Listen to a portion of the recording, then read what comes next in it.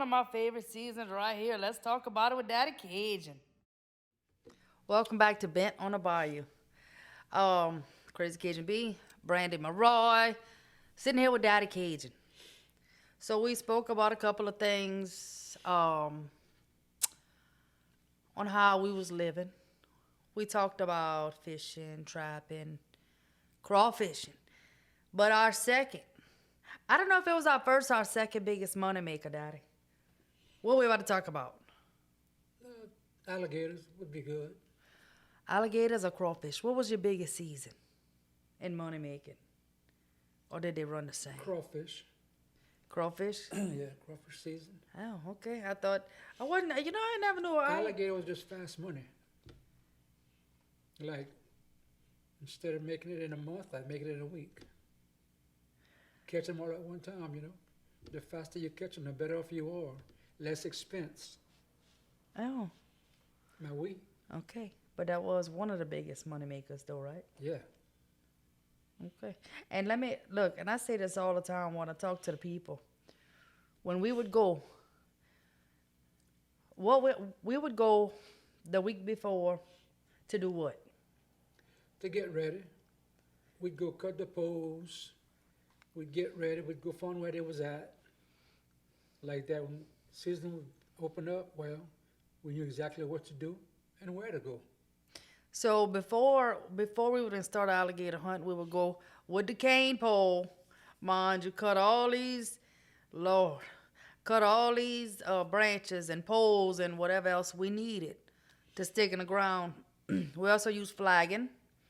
Flagging would help to tell you, where your lines were or whatever else. But he's been having me out there doing it for all my life, since I was a baby, and I have a few pictures I can show you. Okay, even when I was young like this. Gala fat toi. That would be me, my friend Renee, my sister Jamie. Okay, so of course we would have it by the boatload. You hear me? So when we had to get them in, okay, we had to get them in. Daddy, why we would rush to get them in? Why we would hustle to get them in? To help get to the next line so we could just get But- on with it. But instead of wasting our time and throughout the whole month, you wanted to do it as soon as you can. Why? Yeah. Because if what came, For in case a hurricane would come by and it would be a saving expense. and a north wind, Like, yeah, what the north wind do to alligators there? oh, they don't bite. They just stay down in the mud. They go back down in the ground. They don't come out in the sun. There's no sun with a north wind. So we would hustle to try to get all our tags filled before the north wind came. Because you would still see alligators, don't get me wrong. But your big ones, and they really wouldn't, like you said, he really wouldn't bite. So we definitely would hustle with that. Now, again, I've been doing it since I was a little girl. It's one of my most favorite things to do. But, Daddy, I want y'all look at this picture right here. Y'all see this picture right here? So there's a story with this picture, okay? And there's no date on it. And I don't know if Daddy would even remember. But, Daddy, what you could tell me about this picture right here? It was a long time ago. Long time. And what makes you say that? And if you see that boat, Uh-huh. these days, all our boats was aluminum. And check it out. It's a wooden boat. No. You can tell yourself it's been a long time. Whose boat that was? That was my mama's boat. That was your mama. That was my mom Pokeen's boat, right? Yep. And who caught this alligator right here? I think that was us that caught that one. Mm-hmm. And why would he be sitting? Why did y'all take this picture right here next to this wooden boat there? Didn't y'all have to tie a rope around this when they pull it because it was too big for the boat? I think so. The story behind this one and the reason why they had took this picture right here is because they did have to wrap it around. He was too big for the boat. And I don't know if you want to trust that wooden. I don't know if I would have trusted that wooden. You would have trusted that wooden boat to carry this big alligator? No, I don't think so. That's probably why, again, Mama and all of y'all who was helping Mama tied it up and drug it. They drug it behind this boat. right? Yeah. So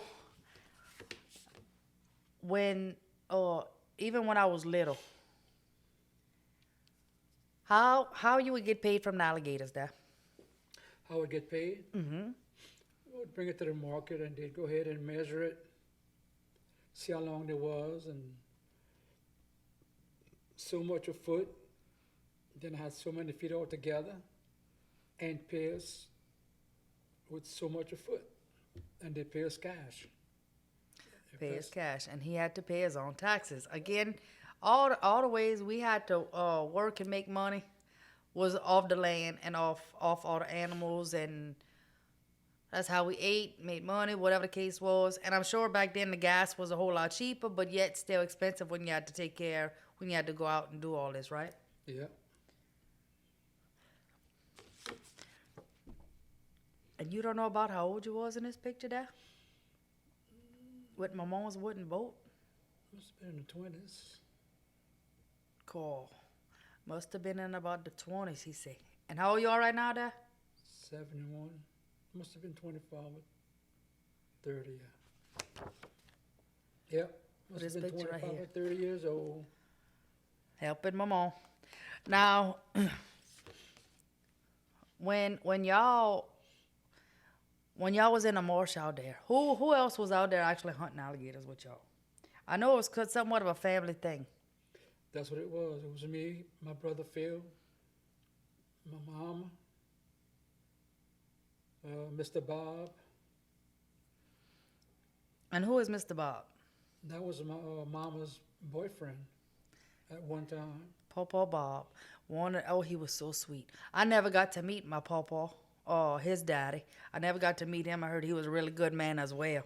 But I heard Pawpaw Nolan could smoke some garfish. Yep.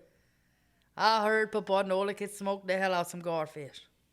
And how he used to smoke that in a big can, eh? He had a little smoke house he made, and with the sticks going up one end to the other, 3 feet long, across the little house. And he put the fire on, and then just let the smoke come up, get to everything up above. Shit. So, back to alligators. We would have a boatload, but let me show y'all a couple of pictures. Now, him, his brothers, his mama, my papa Bob, which was her boyfriend. Again, I didn't get to meet my papa Nolan. I heard he was a very good man, just like my papa Bob was. Now, y'all would take over to help my mom, correct? Yeah. And at times she would help us at times, also, and we'd all work together. But she was one tough woman. And sometimes she would do it by herself. Which is I got some stories and a picture coming for that. But anyway, this was Daddy, y'all at one time, pulling in a nice size one right here. Let me just show y'all a couple of things. Look at Bradley, y'all. Yep. Look at Bradley. You see that there? That's about a 10-footer, 10 or 11-footer. Look at that thing. Yep. Y'all, you see the boat? See the aluminum skip? Sometime it would come to the water, yeah. Oh, it would, y'all. Most definitely. And then, again, when he would have his own lease, and then it went from him to us, so we would go and help him, me and my brother, or whoever it is. But also we had, who was that across the camp? Uncle Joe, eh? Joe go there, yeah. Uncle Joe. So Uncle Joe would do his thing. And by the camp, who else would be out there hunting alligators? I know it was a family thing. You had Uncle Joe across. What about Liz? No, they was up the bayou a few miles up. They was up the bayou. Uncle CJ in there. Uncle CJ. So when Uncle CJ had passed away, correct? Yeah, Liz took it over, right? yeah. So my cousin Liz, y'all might know her from Swamp People. All right? There's so many things that we can vouch for Liz. Because he just told you his Uncle CJ, which is Liz's daddy, they had... And who was Uncle CJ? Was that on my mom's side or was that on your daddy's side? That was my mom's brother.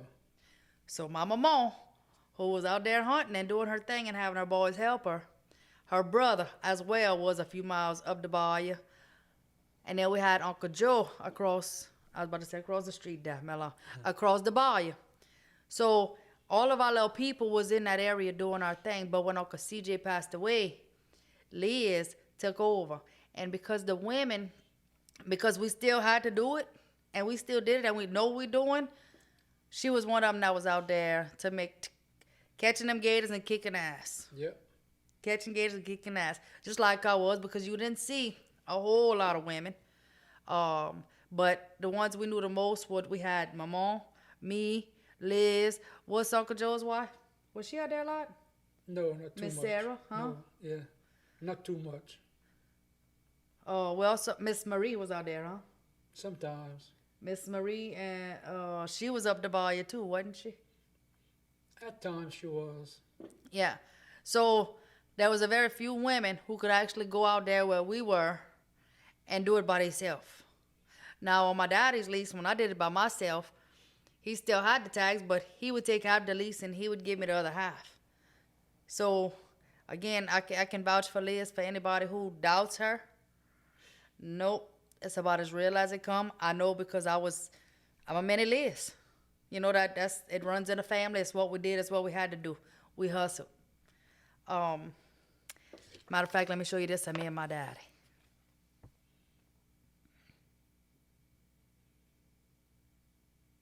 Got a lot of white boots though. Okay, so it all depends if who was gonna do what. Sometimes I pulled it up, and he shot it. Sometimes he pulled it up, and I shot it. So it worked as a team, unless we was by ourselves. And when you're by yourself, you have to learn certain things that'll help you in that boat when you go to pull up that alligator. Okay. In other words, that if you go to pull up an alligator, you hurrying up and getting him up there by yourself? No, gotta take it easy. You take it easy. Let him come slow with the rope as you're pulling. And his little eyes is gonna come up like this. And that's that quick second you got. So you got rope in one hand.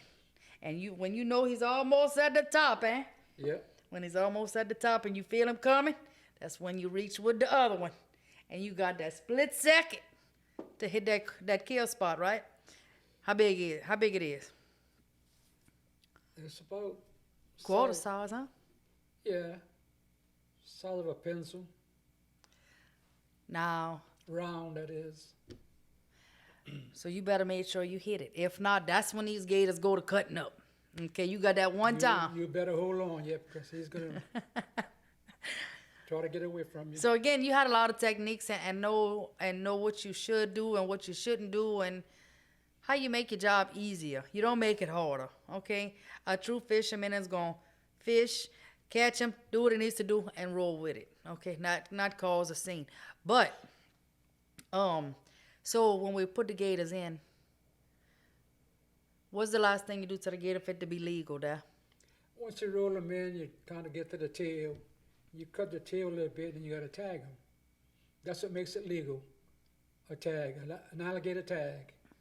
Then you're all right. You go to the next line.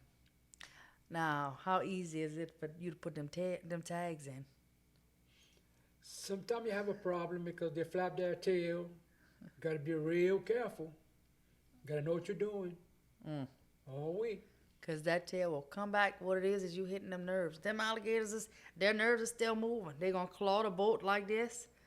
Okay, you're going to think they're still alive. You're going to claw the boat, and they're going to just move. But when you stick that knife in the tail, and I have a picture to show you my example, and I'll get to that. But them tails will cut up and swing around and catch you and take you clean out that boat. But one, you have a knife in your hand. So if you fall in a knife, it's very dangerous to mess with these alligators. But, God, it was such a rush. You got to know what you're doing. That was my favorite. So before, I don't know how long you hunted alligators before I can, remember. But you have a specific story that, No, it's just that we enjoy doing it from the beginning till the end. As we did it, it was good.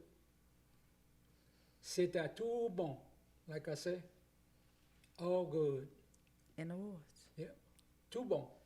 All good in the woods, you're right. And that's me and Daddy Cajun. again, I love the fact that he's still here to be able to tell them stories with me and to vouch for it, just like I just vouched for my cousin Liz. You know, because I see a lot of hateful stuff, but no, it's what we did and how we lived.